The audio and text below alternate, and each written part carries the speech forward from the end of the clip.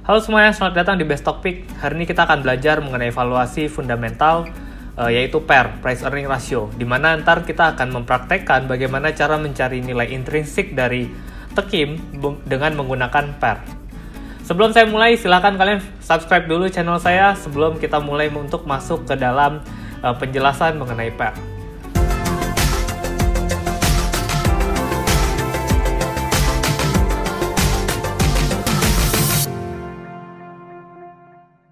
Nah, dalam analisa fundamental, ada dua faktor juga yang penting untuk kita mencari tahu suatu perusahaan. Kalau kemarin kita sempat bahas PBV ya, kalian bisa nonton video PBV ya di sini, di video kemarin gitu. Nah, hari ini kita akan membahas mengenai EPS dan PER. Gitu. EPS adalah Earning Per Share dan PER adalah Price Earning Ratio. Nah, tujuan untuk kita belajar dari EPS dan PER ini yaitu kita dapat mengetahui nilai intrinsik, kita juga nanti dapat mengestimasi kira-kira dividennya seberapa besar, serta kita dapat menghubungkan antara pendapatan dengan harga sahamnya. Jadi apakah perusahaan itu murah atau mahal, apakah perusahaan ini masih layak untuk kita beli atau enggak. Nah, masuk aja ke EPS. EPS adalah earning per share, di mana artinya kalau dalam bahasa Indonesia pendapatan per lembar saham. Jadi kita buat tahu per satu lembar saham perusahaan ini tuh untungnya berapa gitu. Jadi rumusnya adalah laba bersih dibagi dengan lembar saham yang beredar. Nah, laba bersih kalian bisa lihat laba bersihnya baik itu kuartalan, Q1, Q2, Q3, Q4 atau dalam satu tahunnya langsung laba bersihnya. Lalu dibagi dengan jumlah lembar saham yang beredar, atau biasa kalau di RTI kita bisa lihat itu ada di issued shares gitu. Nah, jadi dari sana kita bisa mengetahui berapa sih per satu lembar keuntungan perusahaan ini. Mengapa kita perlu mengetahui EPS? Karena ketika kita membeli saham itu dengan menggunakan acuan per lembar. Jadinya kita bisa membandingkan saham itu jadi apple to apple. Jadi saya belinya per lembar, harganya sekian. Lalu untung perusahaan ini per lembar sekian rupiah. Jadi kita bisa membandingkan apakah harga saham ini jadi jauh banget dibandingkan dengan keuntungan atau enggak gitu. Jadi kita bisa tahu, oh karena keuntungannya misalnya Rp100, harga saham cuma Rp200, kan berarti 2 tahun balik modal. Nah, itu bisa kita acuannya nanti ke sana untuk mengetahui saham itu murah apa mahal. Dapat dilihat, kalian bisa lihat di sini di RTI, nanti kalian bisa buka di bagian case statistik, lalu di bawah itu ada namanya issued shares. Nah, issued shares kalian bisa lihat berapa lembar saham yang beredar. Di sini dalam yang saya tunjukkan adalah dalam case statistik ya, dia ada tulis 38,15 miliar lembar saham gitu. B itu adalah miliar, jadi kita ntar tinggal bagi tuh laba bersihnya berapa dibagi dengan jumlah lembar sahamnya. Atau bisa juga kita menggunakan dari RTI juga di bagian profile. Dari profile kita bisa lihat di sana jumlah pemegang sahamnya ada berapa banyak lembar saham. Jadi kan biasanya ada kepemilikan perusahaan tuh seperti di sini contohnya Unilever. Kita bisa lihat Unilever memegang sebesar 84,99%. Lalu masyarakat memegang 15,01%, di mana totalnya ada 38 miliar 150 juta lembar. Jadi kita tahu, oh jumlah lembar saham yang beredar itu adalah total keseluruhan 100% sahamnya, itu berapa jumlah lembar sahamnya. Ya kita bagi tuh dari 38 miliar 150 juta lembar sahamnya. Nah jadi kalau EPS itu kalau saya ibaratkan, misalnya ada satu perusahaan ini untungnya 1 miliar. Lalu perusahaan ini yang punya adalah 5 orang. Misalnya, saya perkecil supaya lebih mudah. Nah, jadi satu orang sebenarnya mempunyai keuntungan 200 juta. Karena keuntungan perusahaannya pertama 1 miliar, lalu dimiliki oleh 5 orang. Per orang ini kan berarti keuntungannya sebenarnya 200 juta. Nah, jadi kalau saya mau beli perusahaan yang untung 1 miliar ini, saya bisa cari salah satu dari 5 orang itu. Lalu ketika saya cari, saya bilang, Pak, saya mau beli sahamnya Bapak di perusahaan itu. Jadi saya nggak harus beli 5-5-nya. Saya bisa datang ke satu, saya tanya, Bapak mau lepaskan saham Bapak berapa ke saya? Karena bisa jadi dia bilang, oh keuntungan saya 200 juta nih 1 tahun. Kalau Bapak mau, Bapak bisa bayar saya dengan mungkin 1 miliar, karena dalam 5 tahun berarti balik modal gitu kan. Atau 600 juta kalau Bapaknya baik, 3 tahun balik modal. Atau misalnya Bapaknya yang satu ini kita tahu, oh Bapak ini kayaknya lagi butuh duit nih, anaknya mau kuliah misalnya gitu. Dari Bapak ini karena kita tahu dia butuh duit, ya udah kita bilang, Pak kita beli sahamnya Bapak deh, karena Bapak untungnya 200 juta per tahun, karena Bapak lagi butuh duit, saya bayarnya 200 juta. Nah bisa jadi karena Bapak ini lagi butuh duit, ya dia lepas tuh kepemilikan sahamnya, kan otomatis kita 1 tahun udah balik modal gitu. Nah, jadi semakin dekat harga yang kita beli dengan harga keuntungannya, maka akan semakin murah berarti sahamnya atau pembeliannya kita gitu. Karena kalau kita nggak membandingkan antara per lembar saham, jadi kita ntar pasti bingung antara satu perusahaan yang untungnya 100 miliar dengan perusahaan yang untungnya 1 miliar. Bisa jadi perusahaan yang untungnya 100 miliar ini lembar saham beredarnya ada 1 triliun lembar gitu. Jadinya EPS-nya jadi kecil banget. Nah, sedangkan ada perusahaan yang untungnya mungkin cuma 1 miliar, lalu saham yang beredarnya mungkin cuma 10 lembar aja, 10 lembar saham. Jadi per 1 lembar itu keuntungannya justru jadi 10 miliar. Jadi lebih besar keuntungan per lembar sahamnya. Jadi banyak orang yang salah kaprahnya di situ. Jadi orang bilang perusahaan ini untungnya sampai 1 triliun misalnya. Terus perusahaan ini untungnya cuma 100 miliar. Nah, bisa jadi dalam per lembar saham yang 100 miliar ini itu lebih tinggi daripada yang 1 triliun itu untungnya. Makanya kita butuh yang namanya keuntungan per lembar saham supaya yang kita bandingkan apple to apple.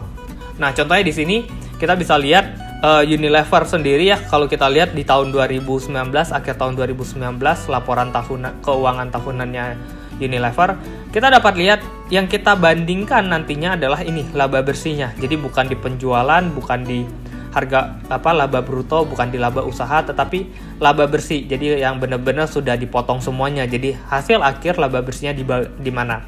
Nah, ini kita bisa bagikan dengan yang tadi jumlah lembar saham beredar, yaitu di area 38 miliar 150 juta gitu.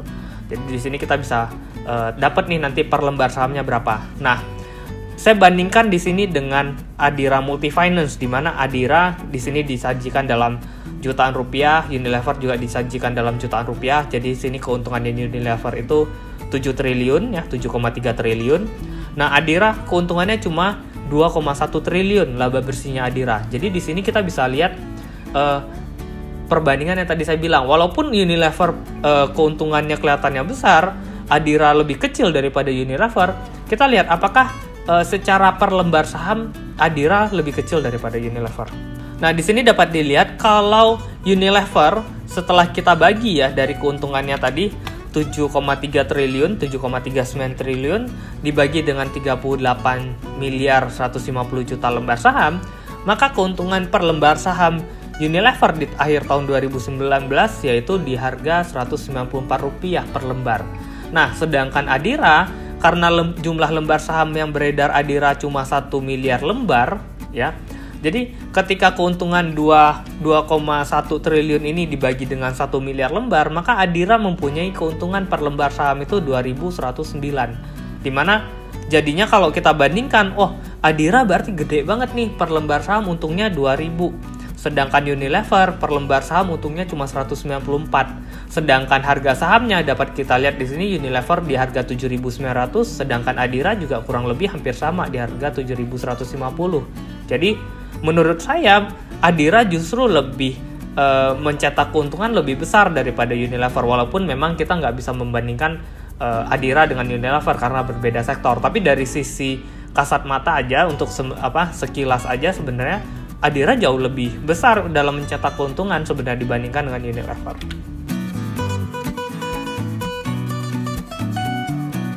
Nah, setelah kita dapat keuntungan per lembar saham, maka kita dapat menghitung price earning ratio-nya, gitu, PER-nya.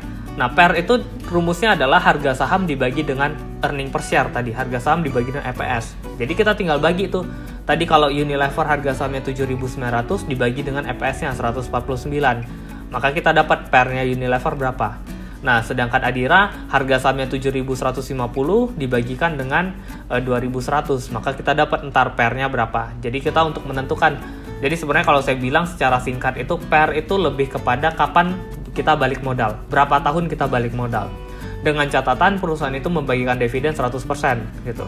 Jadi kalau kita beli perusahaan yang PER-nya cuma 3 kali, terus bagi dividennya 100%, berarti kita balik modal dalam waktu 3 tahun. Dengan catatan labanya tetap, kalau labanya naik lebih tinggi, berarti kita balik modalnya lebih cepat. Kalau labanya turun, berarti kita balik modalnya lebih lama gitu.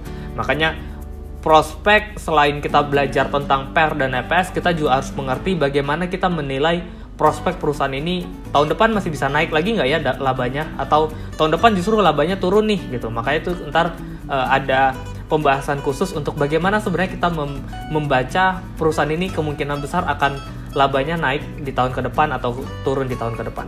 Jadi PER itu kalau semakin tinggi, maka PER itu akan jadi semakin mahal. Semakin rendah PER itu, maka PER-nya akan maka nilai perusahaannya akan semakin murah gitu. Jadi kita bandingkan langsung, misalnya PER-nya 3 kali dengan PER-nya 10 kali, berarti PER itu balik modalnya 3 tahun, yang 3 kali, yang 10 kali balik modalnya 10 tahun. Nah, kalau kita ngerti dan anggapannya ya, prospeknya ke depannya sama, labanya kemungkinan naiknya sama, jadi ya kemungkinan besar PER 3 kali itu jauh lebih murah dibandingkan kita beli perusahaan yang PER-nya 10 kali gitu. Nah, di sini kita bisa lihat ya, Sampoerna sendiri itu kalau kita lihat di sini PER-nya 10 kali di harga 1185. Jadi kalau saya bilang untuk sekelas Sampoerna saya beli ketika harga sahamnya di harga 1185 dengan perhitungan PER 10 kali, maka saya kurang lebih waktu saya beli Sampoerna di harga 1185, saya balik modalnya selama 10 tahun gitu. Dengan catatan labanya tetap. Nah, sedangkan ketika kita lihat secara jangka panjang, histori sebelum-sebelumnya, Sampoerna itu selalu meningkat secara tren jangka panjang. Pendapatannya Sampoerna terus naik gitu. Jadi ada kemungkinan ya kita bisa balik modalnya jadi lebih cepat. Makanya dengan PER 10 ini Sampoerna udah sangat murah sebenarnya. Nah, lalu ada beberapa saingannya Sampoerna, RMBA dan ITIC ya, kode sahamnya. Ini justru PER-nya gede sekali. RMBA PER-nya sampai 726, ITIC kemarin sampai 2000-an, dimana berarti kenapa bisa segede itu? Karena harga sahamnya naik tidak disertai dengan pendapatannya yang naik, sehingga jadinya harga sahamnya tinggi, pendapatannya rendah. Jadi pas bagi itu jadinya hasilnya gede banget. Makanya kalau yang begini saya bilang akan cenderung resikonya lebih tinggi. Nah, ketika saya screenshot ini harganya dapat terlihat ya, last price-nya waktu itu masih RMBA masih 298, ITIC masih 2450. Nah, kalau kita lihat perkembangan seiring berjalannya waktu, kita bisa lihat yang RMBA itu karena tadi udah cukup mahal ya, walaupun udah turun dari 430 turun jadi 300-an atau 290, ya terus turun karena balik lagi secara rasio PER-nya sudah sangat tinggi gitu. Kalaupun memang RMBA ini naik, maka perusahaan ini cenderung akan mempunyai resiko yang lebih tinggi ketika turun. Jadi kalau saya posisi seperti saya untuk membeli RMBA, saya tidak akan membeli karena menurut saya PER-nya sudah terlalu jauh, terlalu tinggi. Ini yang RMBA, terlebih lagi yang ITIC. Nah, ITIC waktu di screenshot di harga 2450 ya, berarti di area sini di 2450. Nah, sebenarnya ITIC ini di harga 2450 itu udah turun dari harga 4400-an kemarin. Nah, udah turun sampai 2400 pun, dari 4400 pun PER-nya masih 2000-an kali. Itu tuh masih tinggi banget. Jadi ya wajar kalau ITIC terus turun sampai 1165. Jadi ya wajar gitu. Jadi bukan berarti oh, saham ini udah turun dari 4400 sekarang cuma 1165. Berarti murah. Enggak. Bener-bener saham ini sebenarnya memang masih cukup mahal. Dimana kalau memang ITIC ini mau naik, ya harusnya ITIC ini meningkatkan kinerjanya terlebih dahulu, pendapatannya harus naik dulu, lalu labanya juga naik, makanya akan jadi lebih stabil gitu. Dan menurut saya dengan PER yang sampai 2000 kali itu terlalu nggak make sense untuk harga sahamnya, walaupun mungkin kedepannya labanya bisa meningkat, cuma meningkatnya sampai berapa sih gitu. Nah, akan lebih baik kan kita lebih baik menunggu sampai kinerjanya lebih baik, atau benar-benar kita analisa dan make sure kalau labanya tetap bakal bisa naik cukup signifikan untuk menurunkan PER-nya tadi. Nah, makanya tadi saya bilang cara menghitung PER-nya Unilever dengan harga sahamnya tadi 7.900, jadi kita bagi tuh harga sahamnya Unilever 7.900 dibagi dengan EPS-nya 194 EPS-nya dalam 1 tahun ya gitu.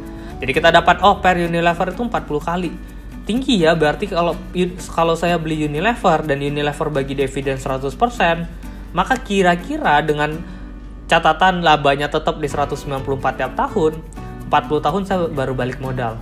Cuma ya balik lagi, kalau labanya mulai naik terus, ya konsisten naik terus, mungkin akan lebih cepat. Cuma balik lagi, kalau udah 40 kali, mau secepat apa gitu untuk bisa balik modal. Nggak mungkin kan dari 40 jadi 5 tahun kan, nggak mungkin. Itu kan berarti pendapatannya harus melonjak sangat signifikan. Sedangkan kalau kita lihat secara histori, pendapatannya Unilever itu justru meningkat tetapi lebih kondusif ya, lebih nggak terlalu agresif peningkatannya. Jadi ya walaupun turun saya rasa juga nggak bakal terlalu jauh dari 30 tahun seperti itu. Nah, next ADMF. ADMF kalau kita lihat EPS-nya 2109 ya, dimana kalau harga ADMF tadi 7150 kita bagi dengan 2109, maka per ADMF cuma 3,4 kali, dimana kalau kita beli ADMF dan ADMF bagi dividen 100%, kita akan balik modal selama 3,4 tahun gitu. Tapi kalau kita lihat di sini ada kolom DPR ya, saya tunjukkan kolom DPR di sini, dividen payout ratio, di mana dividen payout rasionya ADMF itu selalu konstan di angka 50%. Jadi kalau kita lihat berarti dividennya ADMF itu setengah dibagikan kepada pemegang saham. Berarti kita tinggal kali aja. Kalau kita pegang ADMF dengan catatan labanya konstan ya di harga 2109, maka dalam waktu 7,8 tahun kita akan balik modal karena dia dividennya di sini hanya 50%. Tapi at least jauh lebih murah dibandingkan saya beli Unilever yang mempunyai PER yang 40 kali. Walaupun Unilever di sini dividen payout rasionya 100%. Nah, tapi kan banyak orang nanya, tapi Pak ADMF kan labanya bisa aja turun tahun depan gitu. Ya pasti akan saya lihat seperti ini. Kalau memang labanya bisa turun ya memang semua perusahaan labanya bisa turun. Tapi at least kita tahu secara histori ADMF itu labanya naik terus dari tahun 2015, 16, 17, 18, 19 naik terus. Dan naiknya juga cenderung cukup besar ya, sebesar hampir 50%, 40%, 40% gitu. Jadi kenaikan laba dari ADMF sendiri menurut saya cukup baik untuk menopang kinerja perusahaannya gitu. Jadi kalaupun harga saham ADMF turun karena dengan laba yang ada sekarang ini juga nggak bakalan turun terlalu signifikan, kan nggak mungkin harga saham sama kayak harga pendapatannya gitu per lembar saham. Justru di situ kesempatan. Bahkan ADMF di tahun 2015 kemarin sempat turun sampai ke harga 3.000 ya. Kalau kita hitung, kalau kita beli di harga 3.000 waktu itu, terus kita hitung pembagian dividennya total selama 5 tahun ini, maka dalam 5 tahun itu udah balik modal gitu. Kalau kita jumlahkan 300 tambah 500 tambah 700 tambah 900 tambah 1054, itu total hampir kisaran 3.500 justru total dividen dalam 5 tahun. Nah, kalau kita beli di harga 3.000, kita dapat 5 tahun dividen sebesar 3.500 per lembar. Berarti kalau waktu itu saya beli 100 juta, dalam 5 tahun saya udah dapat di atas 100 juta lebih dikit gitu.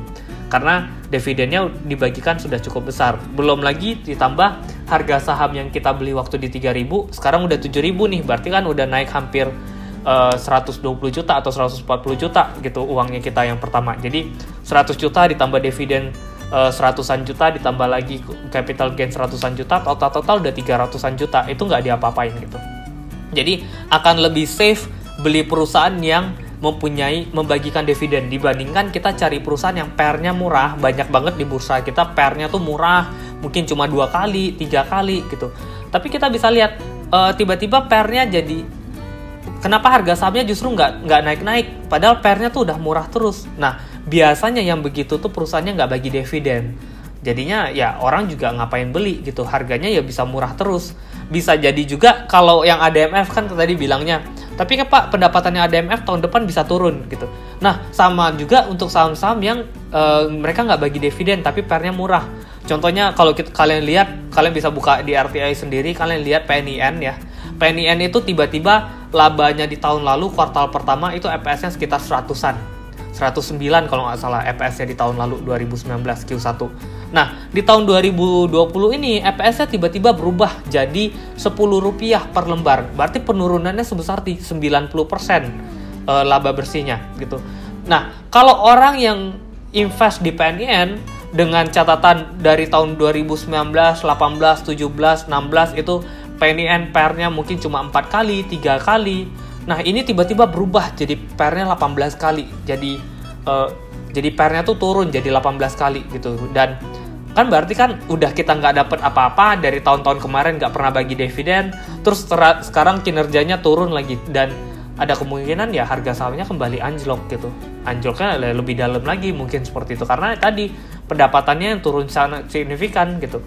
Sedangkan kalau ADMF walaupun pendapatannya turun signifikan, tapi setidaknya dividennya juga dibagikan cukup besar. Dan let's say, anggap kita kasih ilustrasi, anggapan ADMF itu tahun ini labanya cuma 1.500 atau 1.000 lah jelek-jeleknya. 1.000 dengan dengan dividennya 50%, berarti kan bagi dividennya Rp500. Anggapan kita beli di harga 7.150. Nah, kita bagi aja tuh 500 bagi dengan 7.150. Kita tahu nanti dividen yieldnya berapa, berarti kan sekitar 7,5%. Yang menurut saya itu jauh lebih besar dibandingkan kita meletakkan di deposito 7,5% gitu.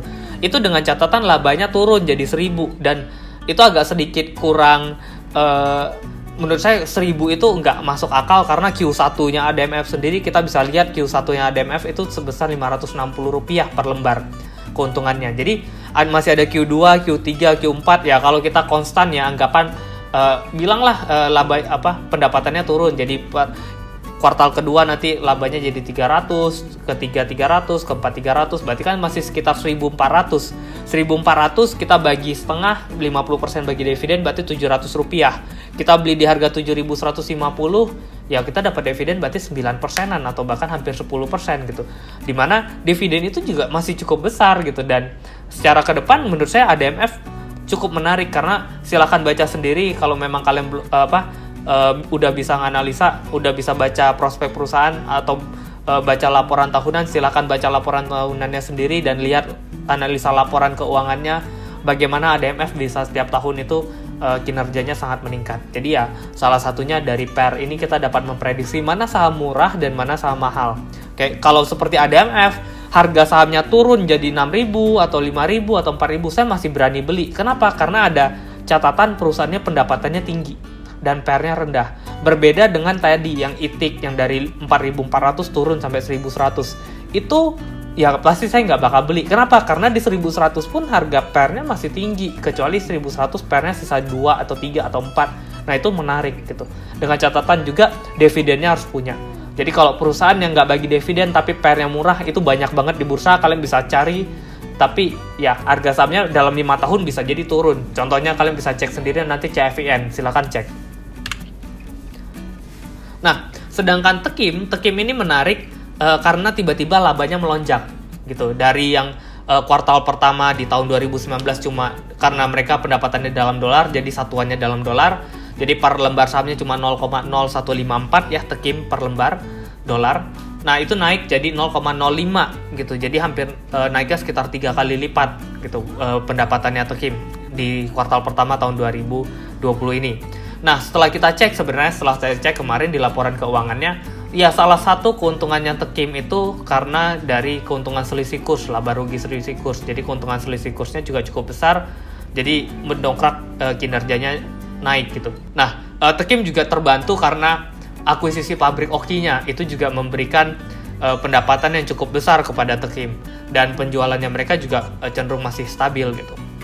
Tapi kalau kita lihat dari prospek kedepannya, Tekim dengan wabah virus corona sekarang ini yang membutuhkan banyak tisu, banyak kertas. Nah, Tekim ada kemungkinan secara kuartal 2, kuartal 3 masih akan membukukan kinerja yang cukup bagus. Ditambah juga kalau kita berbicara pada selisih kurs tadi, ya kursnya rupiah juga kembali melemah, Tekim juga banyak yang diekspor, jadinya laba selisih kursnya harusnya juga masih bertahan, masih mencatatkan keuntungan. Jadi at least mungkin kuartal kedua dan kuartal ketiga labanya Tekim masih bisa bertumbuh seperti kuartal pertama gitu. Jadi masih cukup bagus menurut saya. Dimana kalau kita hitung EPS-nya Tekim, kita rupiahkan labanya Tekim ya. Karena di sini 0,0502 itu 3 kali lipat lebih besar daripada kuartal pertama 2019. Jadi kita anggapannya kalau pendapatannya konstan ya, tiap kuartal itu naik 3 kali lipat, maka at least berarti EPS di kuartal EPS di tahun 2020-nya juga naik 3 kali lipat gitu dibandingkan 2019. Saya nggak mau ambil acuan dari RTA yang mengalihkan 4 dari pendapatannya mereka jadi 0,2. Mungkin saya akan lebih konservatif, kita kalikan 3 aja gitu dari laba bersih di tahun 2019. Jadi kan kisarannya 0,15 ya, sekitar 0,16 atau 0,15an gitu. Nah, ketika kita konversi jadi rupiah di harga 14.500, maka kita dapat EPS Tekim itu estimasi saya di tahun 2020 ini di area rupiahnya 2.327 rupiah gitu. Di sini saya ambil acuannya sektor ya. Jadi Tekim itu kan dari sektor basic industry gitu. Jadi dari sektoralnya kita bisa lihat per 5,39 itu sebagai acuan. Nah, Tekim ya, kalau kita lihat dengan EPS 2327, kalau kita beli di harga 6250, berarti kan harga 6250 dibagi 2327, di mana pair-nya Tekim sekarang ini kisaran 2,6 gitu. Nah, karena pair-nya 2,6 menurut saya itu udah kecil banget, karena kalau kita lihat di RTI pair-nya bakal lebih kecil lagi karena dia acuannya 0,2 tadi gitu. Sedangkan kita ambilnya sekitar 0,15 atau 0,16 gitu untuk acuan pair di tahun 2020. Jadi 2,6 itu saya bandingkan untuk di sektornya TKIM sendiri. Jadi di sektor itu rata-rata harga per sektornya di area 5,39. Jadi untuk mencari nilai intrinsiknya Tekim, saya kalikan per sektor ini dengan EPS-nya. Gitu. Jadi per sektor 5,39 dikali dengan EPS-nya, maka harusnya harga intrinsik Tekim dari perhitungan per itu di area 12.500 gitu. Nah, kalau harga intrinsiknya di 12.500 lalu kita beli di harga 6250, berarti kita punya margin of safety atau MOS-nya sekitar 50% gitu. Di mana MOS itu adalah sebagai acuan, di mana semakin besar MOS, margin of safety-nya, maka semakin aman kita membeli saham itu. Dengan catatan kan tadi salah satunya acuannya dari pair itu sendiri. Ada beberapa orang mengacu margin of safety juga dari PBV, ada yang menggunakan DCF. Cuman di sini karena kita lagi belajar tentang pair, maka saya memberikan perhitungan nilai intrinsik menggunakan nilai pair. Jadi dari pair sendiri kita bisa menghitung kira-kira saham ini layaknya di harga berapa sih gitu, kalau memang pairnya sesuai gitu. Nah, jadi kesimpulannya adalah dari pair sendiri kita bisa mengetahui mana saham yang lagi turun kita bisa beli, mana saham yang turun tuh kita nggak boleh beli. Karena boleh sih beli, tapi ya resikonya tinggi gitu. Jadi akan jauh lebih nyaman kita melakukan transaksi, akan jauh lebih nyaman kita berinvestasi di saham kalau kita tahu saham yang kita beli itu pairnya udah murah, terus masih bagi dividen gede. Nah, dan itu banyak banget di bursa. Kalian bisa cek perusahaan-perusahaan yang punya pairnya cukup rendah dan harga sahamnya justru meningkat secara signifikan, secara tiap tahun dalam 5 tahun naik terus gitu. Jadi nggak terlalu bermasalah, justru nggak terlalu pusing, karena ketika harga sahamnya anjlok akan cepat lagi balik. Kenapa? Karena orang justru ini udah murah banget, sedangkan bagi dividennya gede, mungkin kita bisa dapat dividen yield-nya cukup besar gitu. Seperti ADMF tadi, saya ada udah sempat membeli di area 5.500-an di kemarin waktu lagi turun-turunnya. Nah, ketika kita beli di harga 5.500, dia bagi dividen di harga 1.000, berarti itu dividennya hampir 20% gitu untuk ADMF sendiri. Nah, kalau 20% tiap tahun, berarti kan lebih murah lagi kita beli tahun depan. Ibarat kalau saya beli, kalau yang kemarin kan reksadana kan iming-imingnya 1 tahun 10% investasi baliknya. Nah, di sini kalau saya dapat ADMF di harga 5.500, berarti saya hampir dapat 20% tiap tahun. Jadi kalau saya letakin 1 miliar, saya dapat berarti sekitar 200 juta 1 tahun. Dengan catatan tadi, labanya harus tetap gitu. Tapi yang balik lagi, secara histori labanya cukup bagus. Kita lihat kuartal pertama kemarin keluar juga justru masih naik labanya. Walaupun mungkin kuartal kedua ini kemungkinan bisa turun karena tadi ya restrukturisasi hutang ya. Sebenarnya restrukturisasi hutang itu nggak terlalu berpengaruh pada emiten perbankan atau emiten pembiayaan. Justru kredit macetnya yang berpengaruh. Tapi kalau selagi restrukturisasi mereka masih bayar bunga cicilannya, is okay, berarti pendapatannya pembiayaan itu atau bank itu masih tetap jalan, masih tetap nggak masalah. Kalau kredit macet baru orang nggak bisa bayar, nah itu baru akan menjadi kendala pada perusahaan tersebut. Nah, PER juga bisa memberitahu kita mana perusahaan yang resikonya tinggi dan mana perusahaan yang resikonya rendah, jadi kita juga jadi lebih nyaman dalam kita berinvestasi gitu. Nah, sekian video saya mengenai EPS dan PER. Semoga kalian dapat menemukan perusahaan-perusahaan yang layak untuk diinvestasikan, sehingga kalian dapat mengkaji perusahaan-perusahaan tersebut, mana yang murah, mana yang mahal, sehingga kalian jadi lebih nyaman dalam berinvestasi. Nah, jangan lupa tonton video-video e-learningnya saya. Kalian bisa klik di sini.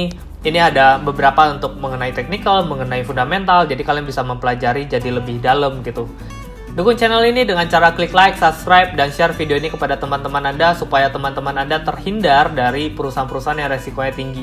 Karena bisa jadi ketika saham itu turun, kalian buy, dan akhirnya malah bye gitu.